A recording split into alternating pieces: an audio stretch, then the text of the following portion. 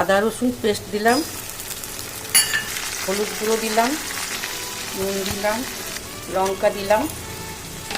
এটা একটু ঝাল করতে হয় শুটকি মাছ চচ্চড়ি। ডিম দিয়ে, বেগুন দিয়ে, আলু দিয়ে শুটকি চচ্চড়ি। জল দিয়ে দিলাম একটুখানি।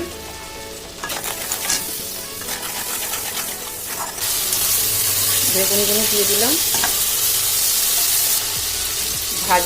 ভেজে রাখা শিম আলুটা দিলাম।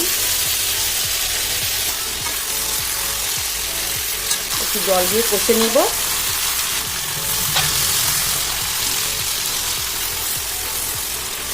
কষলাম, এবারে জল দিয়ে দিলাম।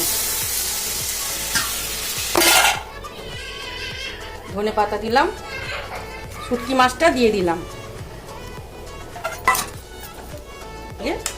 এবার ঢাকা দিয়ে দেব। ঢাকা দিয়ে দিলাম 10 মিনিটের জন্য।